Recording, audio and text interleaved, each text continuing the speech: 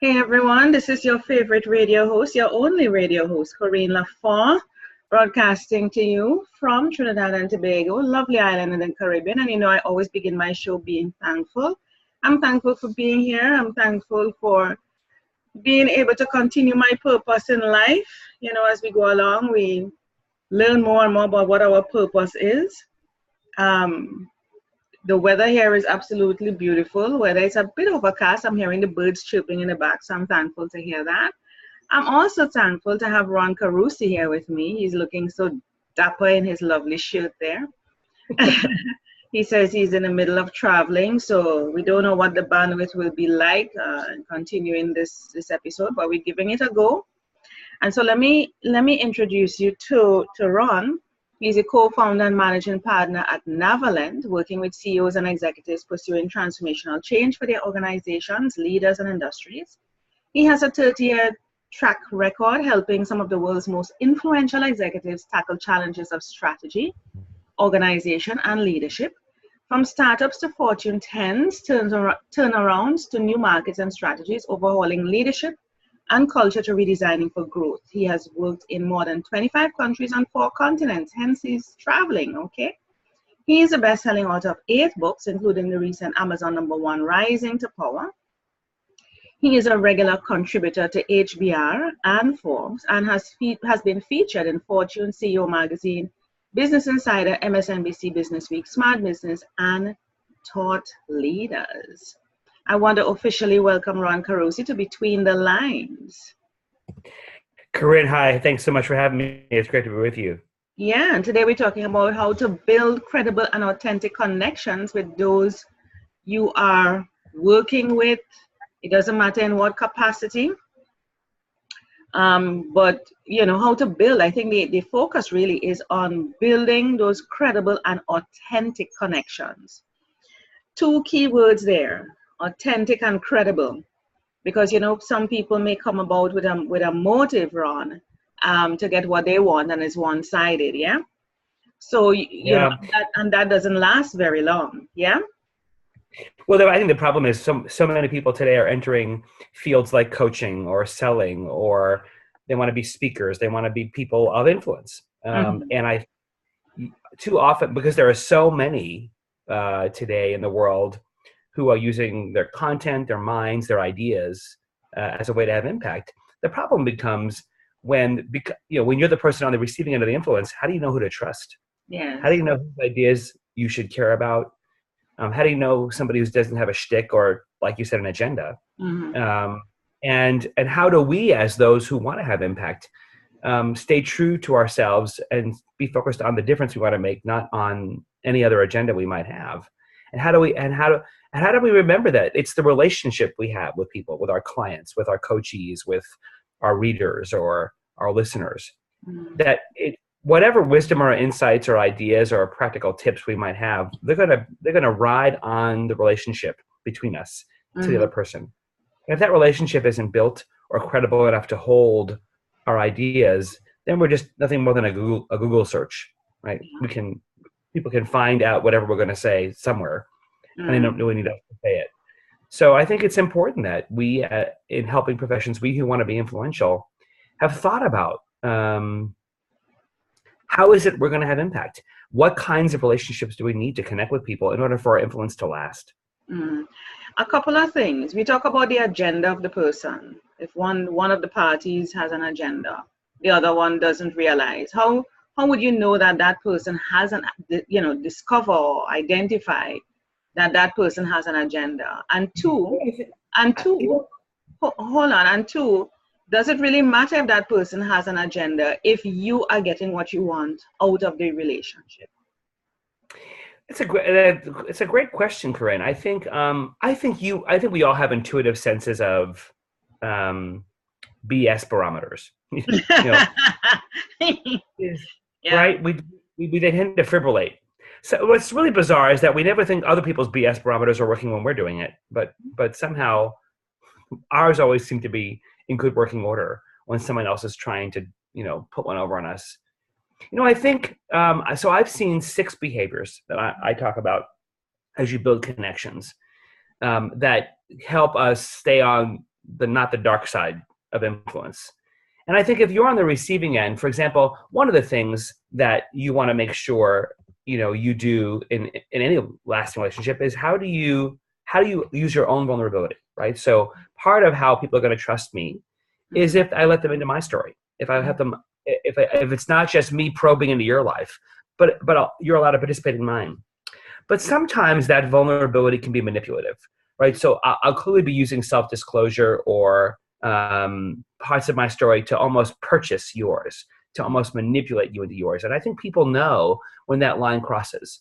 And so I think it's important that, how you're building the connection matters. The second one's curiosity.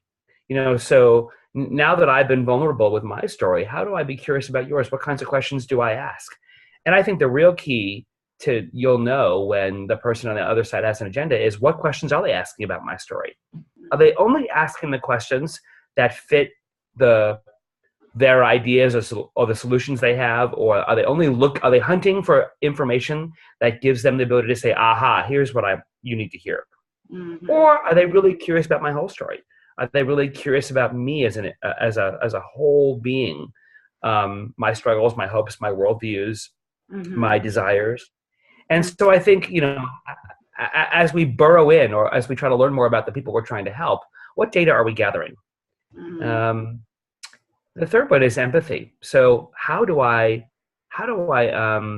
attach to somebody, letting them know I care, letting them know I understand where they're struggling, letting them know I appreciate their struggle or their challenge. The challenge becomes when I start to rescue you, when I start to feel the need to be your hero, when I start to feel the need to eliminate the consequences of your struggles. And there are some people who are a little bit codependent who actually like that, who want to be rescued. And so now you have a relationship that's no longer empathic, but it's unhealthily attached. And so our empathy has to be balanced with helping people become more self-sufficient, right? Helping people need me less, not need me more. Okay. Mm-hmm. Mm-hmm. The fourth one is delight. And so we all love to be enjoyed, right? We all love to feel like we're in somebody's home at a great dinner party, or at a wonderful gathering where we feel welcomed and like a special guest. I think part of how we build connections to others is how hospitable are we? How much do they really know what we enjoy them? How much do we genuinely delight in the people we're with? Even sometimes when they're not likable. I think sometimes I've seen helping people use delight in a fake way, right? So they over-exaggerate their delight. It's almost like sucking up. Yeah. They purchase loyalty with fake compliments or exaggerating. They're overcompensating. Yeah. Yep. And so then that delight becomes cheesy and it feels uncomfortable. Mm-hmm. The fifth one is our courage to say the things we need to say. So, part of what people come to us for help for, or influence for, or listen to our podcasts for, or read our articles, is for advice that sometimes may not feel good to hear. So are we having the courage to say the truth? Are we being forthright? Are we being honest? Sometimes in a way that might need to provoke change, or it might pinch a little bit, but that's okay. But sometimes we're so blunt or so forthright or do it in such a way that it draws attention to us. People will say things, wow, you can say anything, or there's almost has this condescending air of superiority about it. Mm-hmm. I have my right to say these hard things to you. I think the real trick there is, if you are on the receiving end of influence, did the person make you think more about your own behavior, or are you thinking more about theirs? Because if you're thinking more about the way the person influenced you and not your own behavior that's being influenced, then that's something is wrong there. So Come again, Ron. Say that again. So if someone says to me, wow, Ron, you're just so honest and blunt. Well, you can just say anything. It's amazing you have the courage to say anything that needs to be said. Mm-hmm. Well, now they're focused on me. Mm-hmm. So whatever it was I said to provoke some needed change or to challenge them or to make them think differently, they're not thinking about that now. Mm-hmm. Right? So I've now used my courage, my forthrightness, my need to say the truth in a way that's drawn attention to me, not draw attention to the person. And so I think now my courage is being used to draw admiration or I focus on me. And that's where it crosses a line. Wow. People need to people need to leave your presence thinking about their own behavior, not yours. Interesting. And the last one I've seen a lot of people get into trouble with these days, and that's how do we use wisdom without emotionally detaching, right? So we have a lot of content, right? We have the 6 tips, the 8 laws, the 5 habits, the 26 whatever, and we have all these formulas that we all just follow my formula and it'll change your life. Well, the problem is sometimes that can become a surrogate for any emotional connection, right? So people almost become aloof. They become a little bit distant. And the reality is that's just wisdom without connection is just good ideas. And so we have to make sure we're not hiding behind our content as a way to avoid connecting. We're not hiding behind our insights as just tips and techniques, but that we're still building connections. So the first 5 have to be in place in order to prevent the 6th one from happening. So those are the 6 I've seen, Corinne, that help people build those connections. And I would say to people who are looking to hire a coach or choose the right podcast or blog post or choose the people, a therapist, who to buy a certain product from, is be on the lookout for those things. If you're trying to choose where to be influenced, be on the lookout. Do you feel the level of trust and connection to the person? Or is there part of you going, I don't know, this is feeling a little fishy here? Because once that BS barometer is going off, listen to it. Yeah. Yeah, the BS barometer. Love that. And we all have that. I'm thinking influence here now, which is really the end result, the motive, because we want to build those connections, those credible connections, authentic connections in order to influence. Now, things have changed a bit. We have the traditional sense, which still goes on, of influence, that face-to-face networking. People are influencing you in a room face-to-face, right? Whether it's in a meeting, whether you're networking, whether you're at a whatever, social gathering, that type of thing. Everybody is there influencing each other, whether they know it or not. and then of course, and we can all spot the ones who don't know it.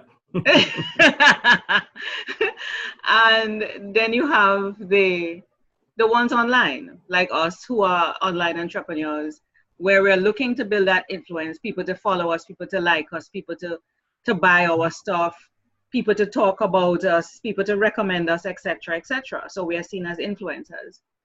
Now, how would you define influence? How would you define influence, whether it is in that face-to-face traditional sense or online? Does it have a different meaning for those 2 different spaces? Tell me, because things are so evolving. And I'm talking from the point of view of the person who is doing the influence, doing the things that want to attract the customers, the clients, the followers. Yeah? Corinne, it's such a great question, because I do think that people who are now trying to use the internet, trying to use a digital form of themselves to reach, are far more careless. They actually think there's a difference, right? So, because now it's just they think it's one way. Right, so they treat it as if it's I'm pushing content, pushing me, promoting me, and so while the digital world creates a different kind of challenge than a face-to-face interaction or a more longer-term relationship where you have time to accumulate credibility and trust and intimacy, you have to treat the digital world the same way, but you have to work much harder at it. Listen, there's no shortage of hacks out there, right? There are 400 and some odd thousand podcasts registered. There are, how many tens of thousands of blogs, videos. There is no shortage of content out there. None of us are doing anything that no one else is doing. That's for sure. Right. So now the question becomes, well, how do I set myself apart? How do I get people to choose me or believe me or connect to me in a way? People have to know you care, and you have to work that much harder to help them see why and how you care in the stories you tell, in the content you push, in how you feature other people's voices, in how you curate other people's content, in how because you're narrating the world, right? And if you're only narrating your own world, that tells people something, right? There are plenty of gurus out there who depend on the codependent people who want to follow a guru. That's a set of people.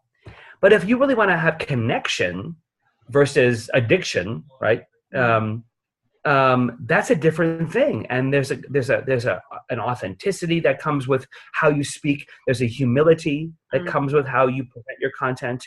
There's a curiosity. There's a graciousness that let your guests know how much you appreciate their insights and their engagement when they comment. So there's a digital version of these 6 things. It takes a lot more work, right? Because to the naked eye, I'm just looking at a sea of an overwhelmingly large sea of material. And so if you were to ask people, well, when you're looking across that massive sea of stuff, what's the one that pops out to you? What's the one that catches your eye or your heart or your mind? It's not going to be the smart one, right? Or the prettiest one, or the kitschiest graphic. It's going to be the one that that I can locate my story in. It's going to be the one that makes me feel like, wow, they understand me. They've been in my shoes. I can trust them. They're not going to take advantage of me. That advice feels sound to me. I can try it. Or I did try it and it worked. I want more. Right? So the helpy centricity of an interpersonal relationship it requires a 10-fold or 100-fold increase when doing it digitally. So the helpy centricity of your help digitally has to be that much more hyper helpy centric. Yes. If you have even a shot at being noticed. Yeah. It takes work. And I mean, I could understand that whole competitive stance of trying to be seen, heard, known in the digital space. And you may find that, like for me, for instance, I mean, people come to me and they say, or write to me and they say, Corinne, you're such an influencer. They're watching me. And it's based on what they say that makes me know that I am an influencer out there. To what extent, I don't know. But I am an influence on people, and they come back and they say it to me. People will reach out to me from, total strangers and want to know what I'm doing. And so all these little things are indicators to me. When people come on my radio show, the kind of feedback that they give, and they say I'm so authentic in my approach, and the type of questions, all these things are like little feedback that will tell me, I'm being authentic, which I am. I don't have an agenda or any such thing. My only agenda is to help people. It's coming from a place of love. It's coming from a place of, a genuine place. But not, as we said, not everybody's like that. But I want to come back to what you said about the traditional sort of networking.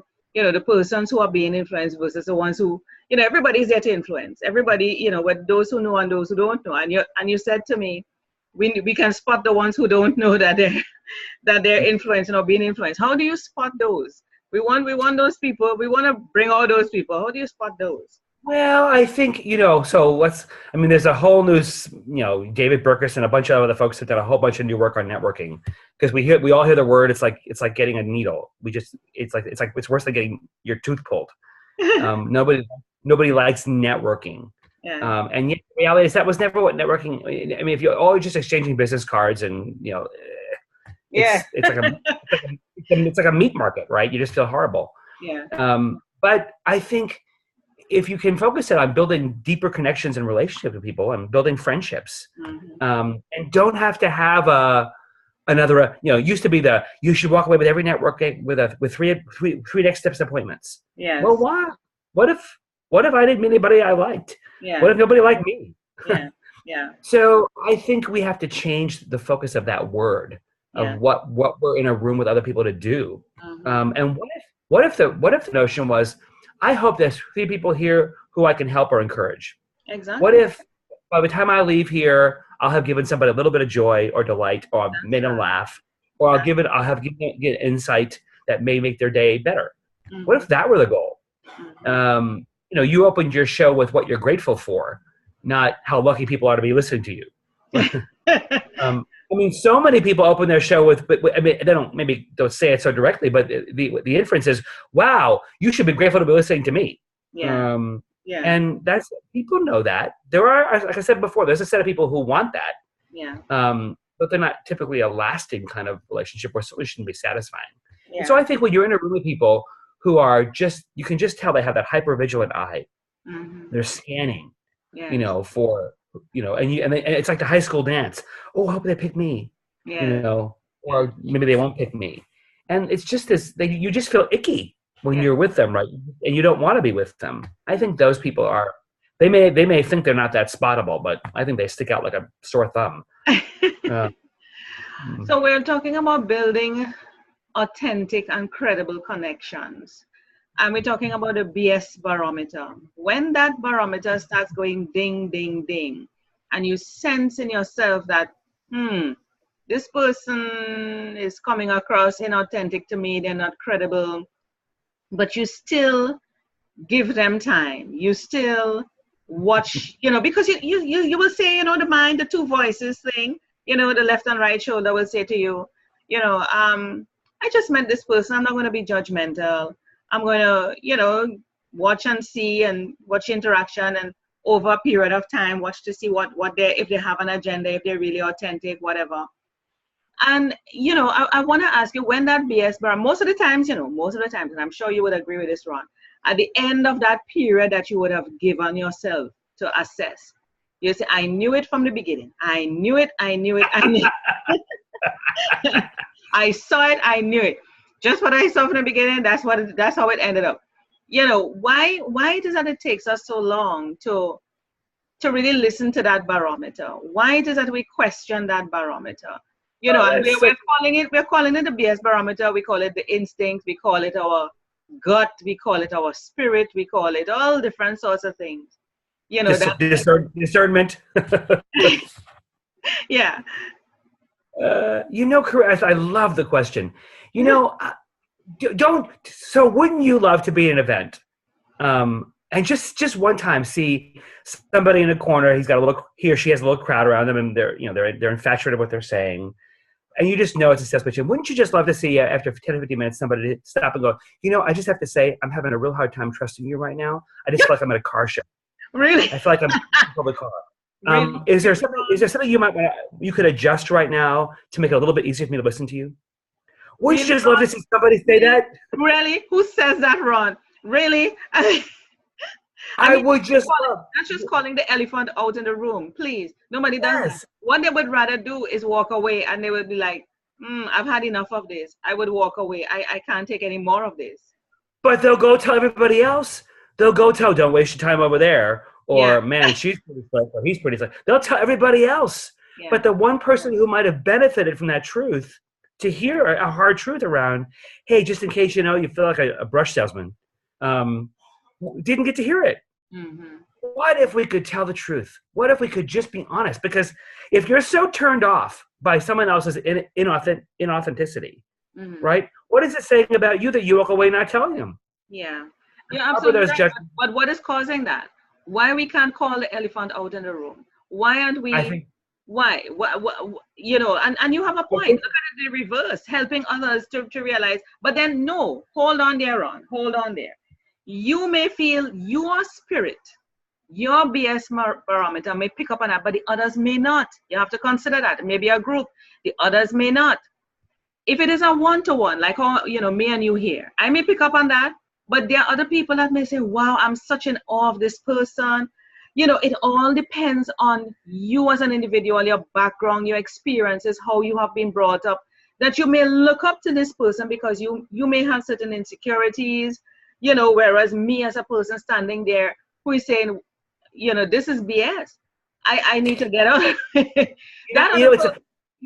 I do think it's an important point, Corinne. I think they could have triggered you. You could be experiencing your high school gym teacher all over again, right? And you're triggered, and has nothing to do with them at all. Your own trigger, and so you hope that somebody has the self-awareness to recognize that I'm triggered here for a reason.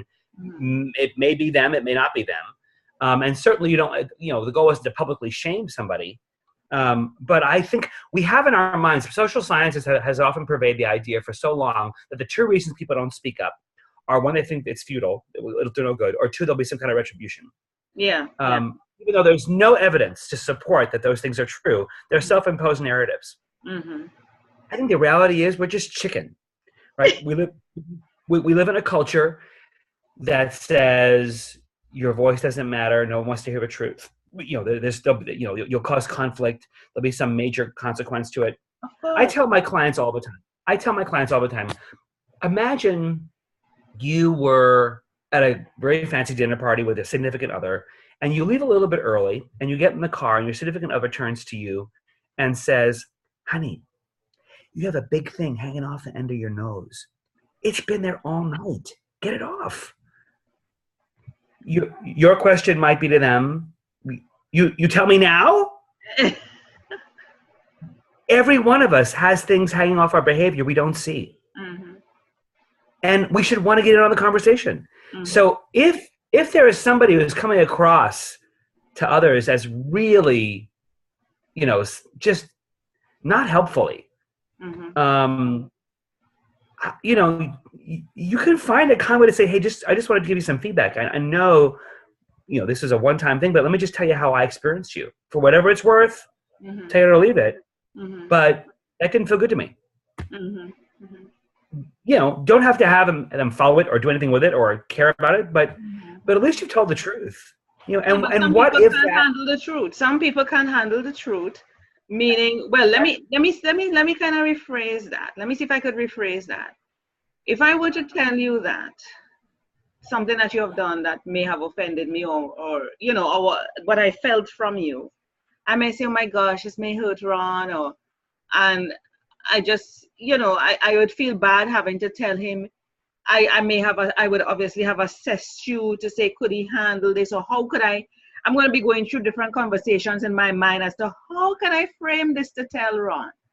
And I may eventually have the courage to be able to tell, and it all depends on the relationship that we have. So there are a number of variables, because if I really consider you, I may say, gosh, it's going to risk our relationship. I wonder how, and then I may say, if we are good friends, then it shouldn't matter if I tell him, because then he would know I'm a good friend, I'm being honest. And for me, coming from my side now, I'm going to be going through, oh my God, how do I see myself telling him this? What type of person am I to be able to come across in a hurtful manner? So there's so many different conversations going on in my mind. Yep. Just for that one little thing. And those voices in your head become very confusing, and you've got to understand some of the origins of those narratives in your head are not helpful.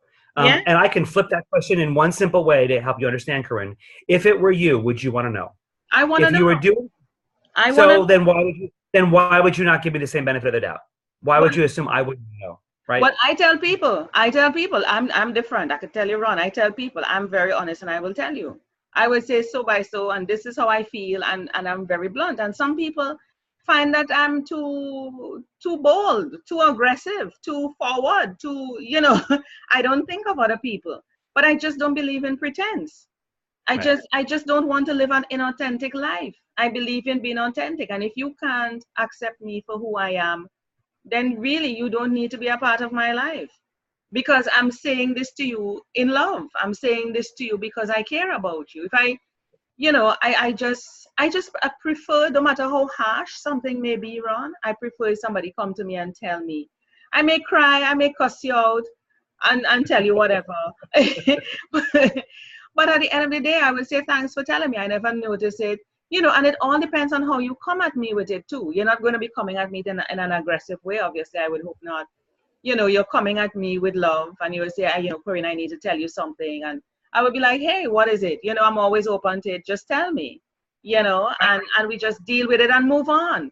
And I think most people are the same, Corinne. I think people, now you have to take out judgment. You have to take out harshness. Again, in my courage tip before, you have to take out making it about you being the messenger, and think about the person who's receiving it. But I think overall, if you have a genuine agenda that is in the best interest of the person hearing it, they're going to be grateful. I've never had a client say to me, I don't want your feedback.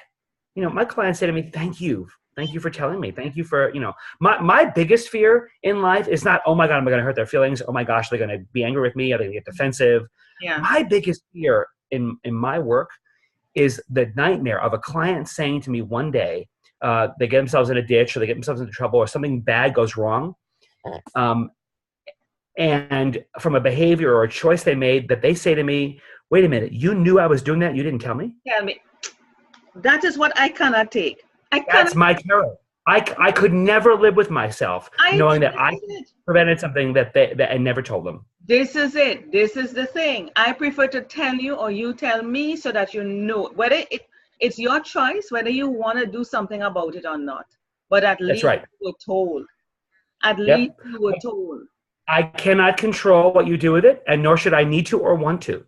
But I can control my own truth around being kind enough to share it with you and get over my own neurotic crap. Right? Yeah. Oh, I'm going to hurt their feelings. It's not about me. If I have information and perspective that has even a 1 in a million chance of being helpful to you, I'm obligated to, as a fellow human being, to share it. Yeah, yeah. And then I need to walk away and hope for the best for you. I can't control what happens then. But if I withhold it out of pure self-interest to protect myself, to put myself, that's selfish. Yeah, yeah. And at least walk away choosing. If you walk away from that networking event thinking somebody is all that and a bag of chips and they're terrible, whatever. At least be honest in saying, I'm going to choose to be selfish and not tell them.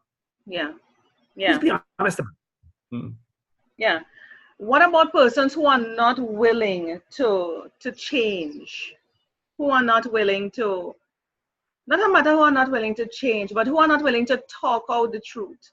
They hide behind that same emotional fear that they're not able to tell you what it is that they need to tell you. I consider that emotional immaturity, Ron. I think there is a basis. They just hide and they hold back. I just don't think that they're mature enough within themselves to be able to speak on issues, things that are happening within relationships, whether it is work, whether it is personal or otherwise. Once you're interacting with people, there are relationships. I just consider that emotional immaturity. And no matter how you try to pull something out, or you have to keep pulling. I mean, that's tiring and draining to be trying to pull something. Something is wrong. There's an elephant in the room. There's an issue and nobody, and when you are trying to talk to the person, reach out to the person, find out what it is, and they're just clamming up and they're not saying anything. And even if they do, they actually bite you. They might just, and that split moment just bite you and you're like, whoa, where did that come from? How do you reconcile with that? I think that there are a lot of people who don't have the emotional intelligence. They don't have the skill. The truth. And there is a skill issue. I think we tell ourselves, oh, what's the point? I won't do any good anyway, or I don't want to cause any conflict, or they'll get angry and defensive. We talk ourselves off the ledge by the excuses of how they'll react. But the truth is, I don't know how to say it. And so I do think there's a fundamental skill set of how do you articulate a truth?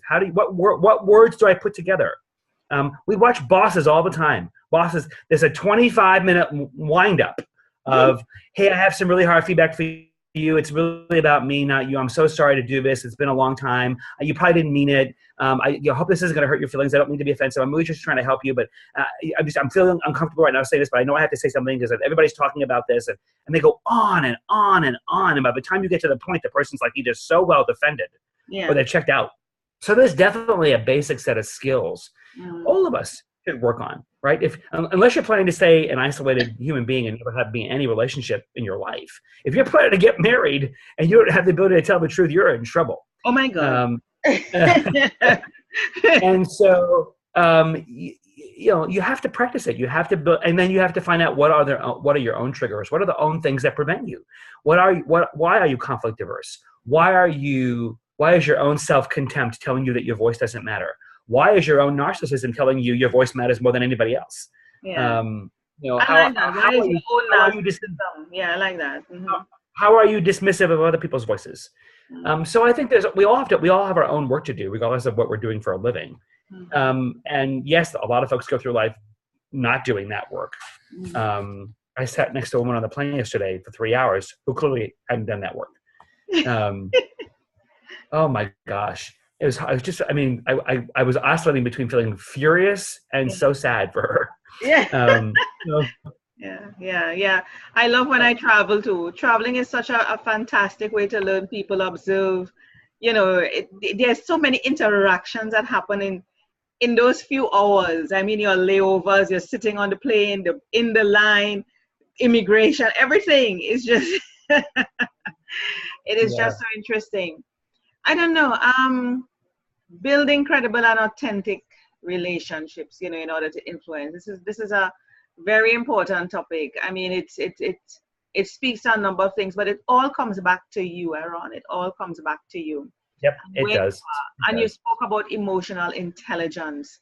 I want you to define what is emotional intelligence, because that's a buzzword that's hopping around a lot lately, in terms of where somebody should be. And we're not trying to tell people where they should be, but they can aspire to certain things, or at least use it as a ruler, a reference to be able to say, I am not there yet, or I should be working towards that, clearly, because I am at a point where I realize I have issues within myself that I'm not emotionally mature to handle. So emotional intelligence. Let's close the show off with explaining what that is and how people can really move towards that. And, I think we've all read Goleman's work. There's a number of great experts out there on this topic. I've got a couple of HBR articles that I've written about the dark side of emotional intelligence.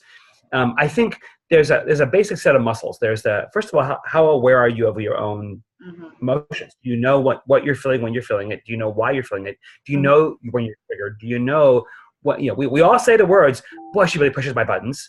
Or man, she reminds me of my mother, so we all, except you understand that, or we say the words, why do I keep doing that? Well, there's a reason you keep doing it. And so, if you have to be aware of your own inventory of what you're working with, why you're working with it, and you have a narrative, you have a backstory. And so the first base level of emotional intelligence is, have you done all the work you need to do on managing you? Then once you've done that, then it's how do you take it into relationships? How do you take that to others? How do you know how to be empathic, how to be curious, how to be caring, how to be courageous, right? So there's this two basic set of muscles. Goleman has it broken down into 12 parts, but I think there's a whole sense of, do you understand who you are and how you got to be that way, and how others have a good sense for how others experience you, and are you asking for feedback on that? And then what are you taking into the relationships with other people with that, and how are you helping them become the better version of themselves? Wow. Love that. How you become a better version of yourself. I tell people I'm on a self-discovery, I'm on a journey. And I think people should be on the same journey, not with me, obviously, but on their own journey to becoming a better version of themselves. And, I've seen this, and experienced the sort of manipulation that people will do to get you to be who they want you to be, as opposed to being a better version of Corinne. Discovering who Corinne is, helping me to discover who my authentic self is, and becoming an even better version of that. And I doing the same for the other person. Yeah. Yeah. Corinne, I could talk to you all day. It's such a fun conversation. I do need to pop out. Ron. Yeah, and we're closing off the show now. But thank you so much, Ron. I really appreciate you spending the time. The bandwidth was a little bit kind of icky, but it did great. I was able to hear you, see you, it was kind of pausing in between and sticking, but that's okay. I appreciate you. I appreciate what you have shared. Please tell us your website. I normally go over to your website. Please tell us your website. Would love to have your listeners keep the conversation going. So Navalent, NAVALENT.com. We have a free ebook at navalent.com/transformation on our own blueprint on how we lead transformation in ourselves and others. Twitter at Ron Carucci, and on LinkedIn as well. So come visit and keep the conversation going. And the HBR articles, you just go to where to get those articles on emotional intelligence? If you go to HBR and just put my name in, the last one was called "Is Your Emotional Intelligence Authentic or Self-Serving?" Beautiful, love that. Great way to end the show. Authenticity or self-serving. Thank you so much, Ron. Corinne, you have a good day now. Thank you so much.